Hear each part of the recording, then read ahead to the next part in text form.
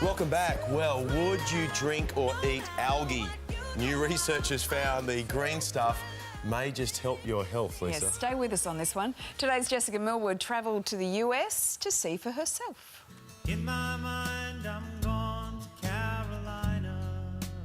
Lush green bushland, quiet streets filled with family homes. This is the tiny South Carolina town of Kingstree. Yes, I'm gone to Carolina in my mind. And surprisingly, where the answers to many health problems may lie. You may have heard of the beneficial omega-3 fatty acids made up of 3 compounds. It's DHA that we get from eating fish. But the DHA isn't actually in the fish, it's in the algae they eat.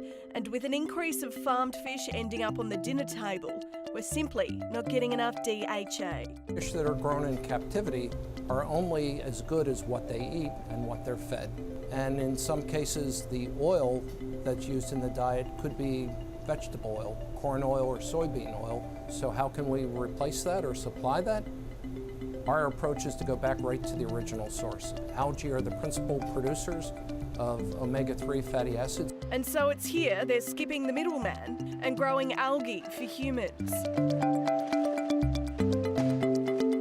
Obviously, this plant is huge, but let me give you an idea of just how big it is. Just one of these fermenters holds 200,000 litres. One batch of DHA is enough to feed 11 million infants. And infants could benefit the most, with some medical research linking DHA to brain development.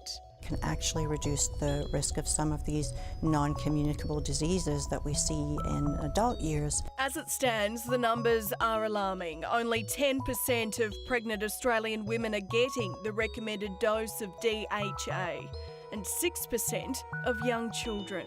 And there have been some studies that indicate that maybe these kids don't read quite as well, don't do as well in school. Research into the health benefits of the compound in other areas are fairly new, but are showing promise in a number of areas. Everything from heart disease, diabetes, dry eye syndrome. It's been really exciting to see that over 80% of those studies have actually come out with positive results. Some cancer patients, potential beneficiaries. There's also some really exciting research going on right now looking at the use of DHA and algal DHA specifically, where they're using it as an adjunct to chemotherapy.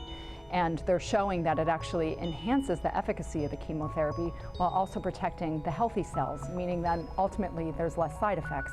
And while not backed up by research at this stage, in an extreme case, there are claims that DHA helped spark a medical miracle. The young man that I worked with, Bobby Gassemi, was a 17-year-old. He was in a very, very bad car accident where other people in the car died. They put 18 grams, so very high dose, down Bobby's feeding tube, and within 24 hours he woke up. Some of these studies are using really high doses, and it would be very, very difficult, if not impossible, to get that through dietary measures.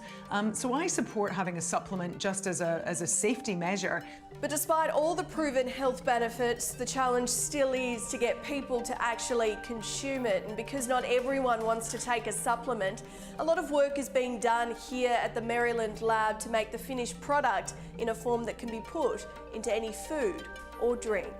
It's also now in most infant formulas. It's hard to work up an appetite for algae, but this Carolina compound might just be producing the secret serum to a healthier you. I'll never look at algae the same way again. And the Today Show travelled as GSM's guest for that story.